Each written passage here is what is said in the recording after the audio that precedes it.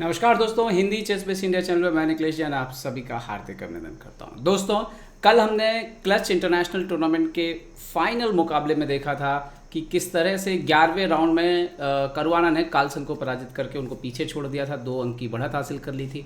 हमने ये सब भी देखा था कल की जो टोटल अंतिम मुकाबले हुए थे, जिसमें से अगर हम देखें कि अंतिम जो 9 मुकाबले हुए हैं, 10 मुकाबले हुए, उसमें से 9 के परिणाम आए थे। और हमने ये भी देखा था कि किस तरह से खिलाड़ियों को जो पुरस्कार मिले, उसमें से कार्लसन को लगभग $75,000, लगभग नहीं पूरी तरह से $75,000, और करुआना को $56,000 जो है पुरस्कार स्वरूप मिले। और मैंने आपको ये भी बोला था कि फाइनल मैच कल देखेंगे कि कार्लसन ने करुआना को फाइनली कैसे पराजित किया। इस मैच में कार्लसन सफ़ेद मोहरों से खेल रहे थे। कई लोगों को कन्फ्यूज़न हो जाता है कि मोहरे शायद मैं नहीं बता पाता हूँ कई बार शुरुआत में, लेकिन अगर आप ध्यान से देखो तो नाम बराबर लिखा होता है। और खिलाड़ियों के मैं जो कलर भी चयन करता हूँ, अगर 2 खिलाड़ियों की फ़ोटो लगी है तो वो भी उसी रंग के हिसाब से ही करता हूँ ताकि आपको कोई परेशानी ना हो।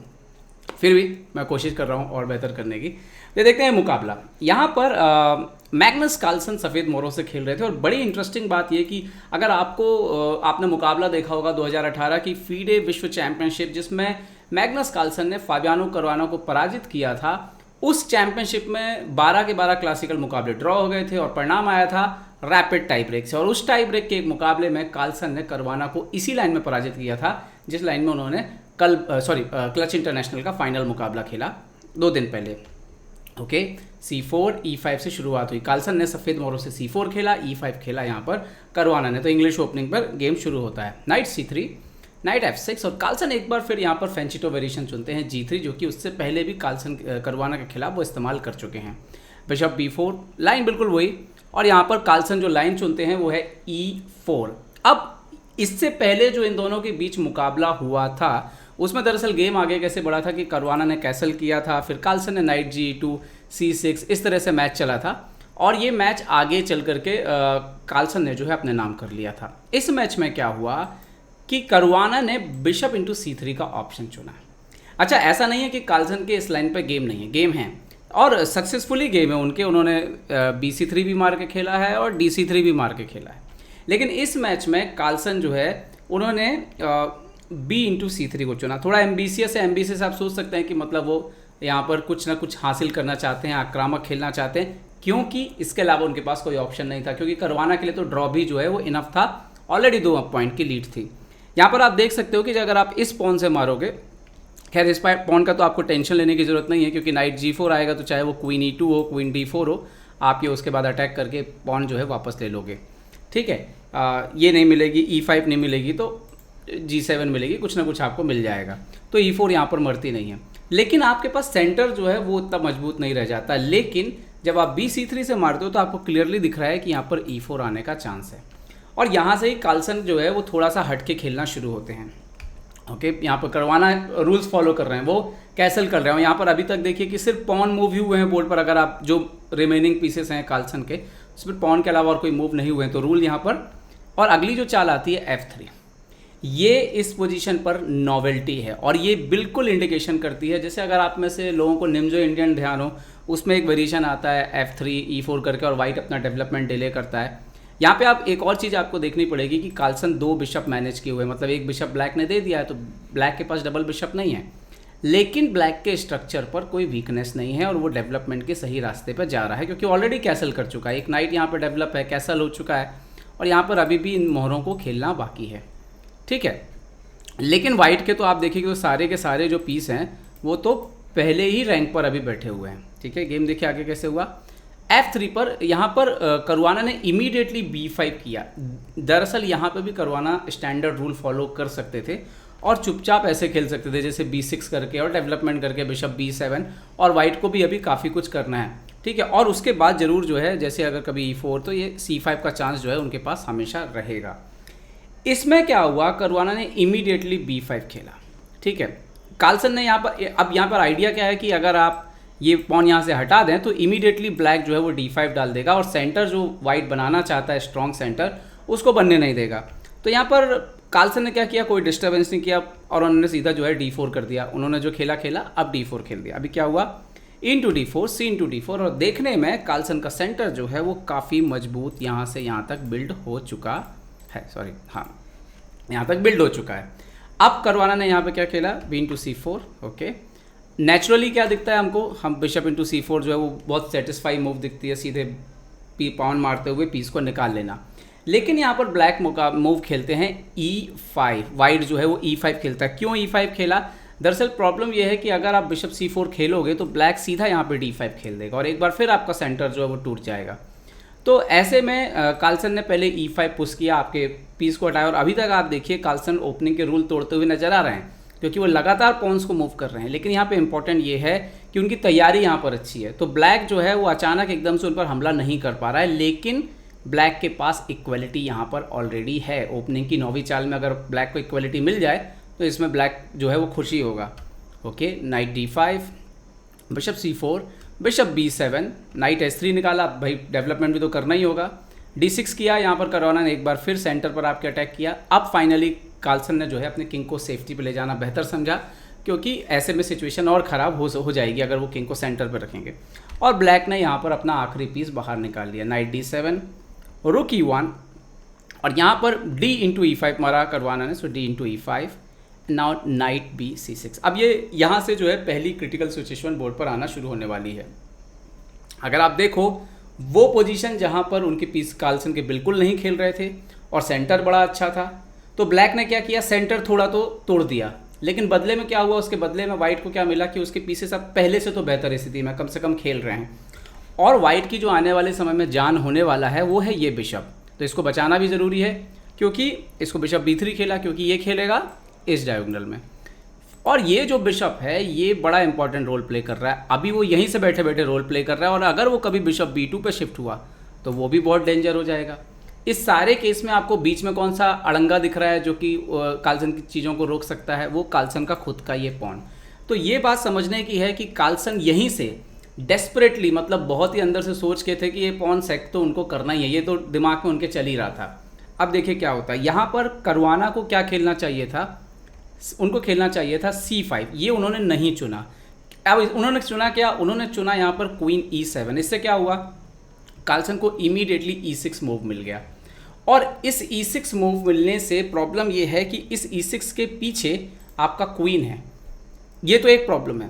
दूसरा प्रॉब्लम ये है कि इमीडिएटली जैसे ये E6 जाएगा, ये बिशप जो है वो और पावरफुल हो जाता है, जबकि आपका ये बिशप है तो अच्छा, लेकिन अभी फिलहाल इस डायगोनल पर ब्लैक के जो पीसेस हैं उनके बीच में कोई कोऑर्डिनेशन अभी है नहीं। अब यहाँ पर एक्चुअली में जो सही चाल थी वो थी F6, करवाना ने मारा F इंटू E6, लेकिन अपन जाते हैं थोड़ा पीछे और देखते हैं कि क्वीन E7 की जगह और क्या खेला जा सकता था। सही चाल क्या होती, सही चाल होती यहाँ पर C5 खेलना। आइडिया क्या है कि इस पॉन को C4 पुश करना और इस बिशप को इस डायगोनल से डिसएक्टिवेट करना, ये सबसे ज़्यादा इंपॉर्टेंट था। यहाँ पर अगर कार्लसन E6 सैक करते भी तो भी C4, E इंटू F7 मारते भी तो king H8, bishop C2, queen F6, और इसके बाद ब्लैक का पोजीशन फाइन है, queen into F7 next move में आने वाला है। तो इस तरह की पोजीशन में जो है अगर आप देखें ध्यान से, या रुक इंटू F7 कुछ भी आ जाएगा, ब्लैक फाइन रहता। लेकिन अब यहाँ पे देखिए गलती क्या हुई, जैसे ही उन्होंने क्वीन E7 खेला, अब आपको मौका नहीं मिलेगा इस बिशप को किसी तरह से बंद करने का। इमीडिएटली E6 आ गया। अब करवाना के पास प्रॉब्लम ये था कि अगर वो F6 करके खेलते तो ये वाइट की पोजीशन ऑलरेडी अच्छी है, वाइट यहाँ पर धीरे धीरे पोजीशन को इम्प्रूव करता रहेगा। लेकिन अगर इस पोजीशन में F इंटू E6 जो कि उन्होंने मारा गया, तो क्या हुआ, इससे इमीडिएटली कार्लसन खेलते हैं नाइट G5।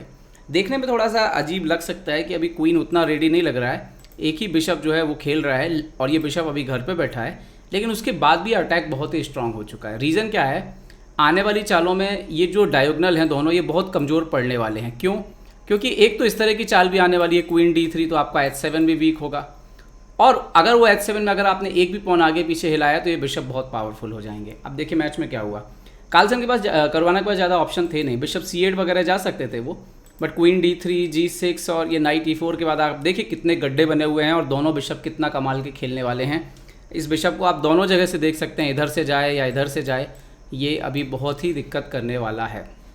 ओके, तो ये हो सकता था, लेकिन यहाँ पर करवाना ने थोड़ा और लेजी मूव, आपका कमज़ोर चाल खेली, रुक F6। थोड़ा ऑकवर्ड है वैसे भी रुक को बाहर निकालना, शायद उनकी उम्मीद रही होगी कि शायद कार्लसन किसी मौके पर एक्सचेंज ले करके पोजीशन को थोड़ा सा, उनको जो अटैक आ रहा है वो कम हो जाए और वो संभाल पाएँ। और बाद में जो वाइट की किंग की वीकनेस उसका फ़ायदा उठाएं। लेकिन क्या हुआ मैच में, यहाँ पर कार्लसन ने खेला क्वीन C2, अभी क्वीन इंटू H7 आ रहा है। अभी प्रॉब्लम ये है कि जैसे अगर G6 वगैरह खेलते हैं तो बिशप B2 के बाद ये पोजीशन फिर से लॉस्ट हो जाएगी। अगर आप रुक हटाएंगे तो रुक इंटू E6 जो है वो आने वाला है।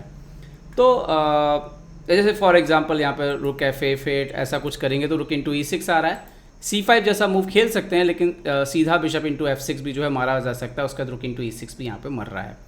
खैर मैच में क्या हुआ, मैच में क्वीन C2 के बाद उन्होंने खेला करवाना ने रुक G6, और यहीं से अब आप देख सकते हैं कि कार्लसन की अगली चाल बेहद बेहतरीन चाल नॉर्मल भी है, रुक इंटू E6।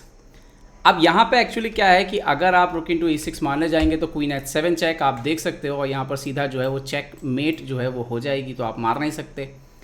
और अगर आप अपने क्वीन को हटाते हो, मान लो क्वीन F8 वगैरह, तो रुक into G6, H into G6, queen into G6, और ये पोजीशन भी लॉस्ट हो जाएगी। आप देखिए दो बिशप को, नाइट को, क्वीन की पोजीशन, मतलब इतनी शानदार पोजीशन है कि यहाँ पर आराम से जो है गेम जो है थोड़ी देर में ख़त्म हो जाएगा।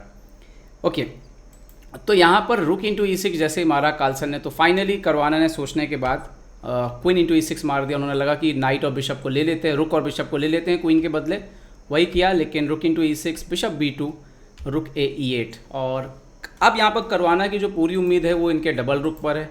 लेकिन करवाना के साथ प्रॉब्लम ये है कि ये जो 3 पीसेस है ना, ये उनको सपोर्ट नहीं कर रहे हैं, उतना कोऑर्डिनेट कर नहीं रहे हैं।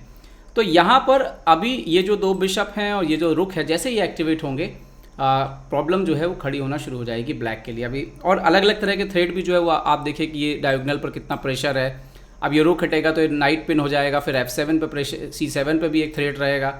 तो पोजीशन जो है वो बहुत ही अनकंफर्टेबल हो चुकी थी ऑलरेडी करवाना के लिए। बिशप D4 आए, यहाँ पर डेफिनेटली आइडिया आप देख सकते हो बिशप इंटू B6 तक का आइडिया है, और आप मारते हो तो ये नाइट पिन हो जाएगा। उसके बाद क्वीन की एंट्री जो है C7 पे शुरू हो जाएगी। तो काफ़ी कुछ प्रॉब्लम था। किंग H8 खेला, किंग को हटाया, बट क्वीन F5, अभी D5 पे भी प्रेशर है। बिशप C8 खेला, यहाँ पर थ्रेट लगाई यहाँ पर करवाना ने। उनका आइडिया डेफिनेटली आप देख सकते हो, रुक E1 से चेक देना है यहाँ पर, बट उनके अपोनेंट ने खेला यहाँ पर कार्लसन ने इमीडिएटली जो है अपना क्वीन हटा लिया, क्वीन H5, जवाब दिया C5, काफ़ी लेट हो गया C5, बहुत पहले आना चाहिए था C5, यहाँ पर एक्सेप्ट कर लिया करवाना ने। रुक E5, तो क्वीन F7, यहाँ पर बिशप S3 लेकर के आया। कुछ मेटिंग थ्रेड्स लगाने की तैयारी यहाँ पर करते नजर आए करवाना, लेकिन कार्लसन के पास बहुत ही शानदार चाल रखी हुई थी उनके पास, बिशप F8। अभी G7 पे मेट लग गई, क्या करोगे आप। उन्होंने दिया करवाना ने रुक E1 चेक, रुक E1, रुक E1, किंग F2, रुक F1 check, king E2, knight C3 check, king D3, और इसके बाद रिज़ाइन कर दिया क्योंकि G7 का जो मेट है वो रुक ही नहीं रहा है। तो एक अच्छा गेम यहाँ पर मैग्नस कार्लसन का, और काफ़ी एक्टिव चेस खेला। कल कोई मुझसे पूछ रहा था कि एम्बिशियस प्लेयर क्या होता है, या एक्टिव जो खेल रहे हैं वो क्या होता है। तो एक्टिव चेस यही है जब कई प्लेयर जो, हाँ, ये क्रिएटिव प्लेयर क्या होते हैं, क्रिएटिव प्लेयर वही होते हैं जो पोजीशन को बनाने की कोशिश करते हैं, जैसे कार्लसन यहाँ पे करते नजर आ रहे हैं। F3 खेल रहे हैं, ये स्टडी किया हुआ है, घर पे नहीं बैठ के एकदम से खेल दिया, ये स्टडी किया हुआ है इसको। और स्टडी का मतलब कि वो देखिए ओपनिंग के रूल तोड़ रहे हैं, लेकिन पॉन्स चल रहे हैं, सेंटर लेने की कोशिश कर रहे हैं, रिस्क ले रहे हैं। रिस्क कैसे ले रहे हैं कि अगर ब्लैक ये B5 ना खेलता तो ब्लैक की पोजीशन सॉलिड होती, या उस पोजीशन में जब ब्लैक ने C5 मिस किया, ब्लैक C5 खेल देता। तो यहाँ पे बात पता क्या है, बात ये नहीं है कि कौन बेहतर है, बात ये है कि कौन बेहतर जानता है और कौन सही समय पे सही चाल ज़्यादा चलने वाला है। और कार्लसन का एक्यूरेसी परसेंट फिलहाल आप कुछ भी कहिए दुनिया में सबसे बेहतरीन है। उम्मीद है वीडियो आपको पसंद आया होगा, पसंद आया तो लाइक और शेयर करना ना भूलें। साथ ही साथ Hindi Chess Base India channel को सपोर्ट करने के लिए आप उसे ज्वाइन भी कर सकते हैं। साथ ही साथ आप हमें नीचे दिए गए लिंक के जरिए भी अपना सहयोग भेज सकते हैं। देखते रहिए Chess Base India. Chess Base India के लिए मैं निखिलेश जैन, जय हिंद।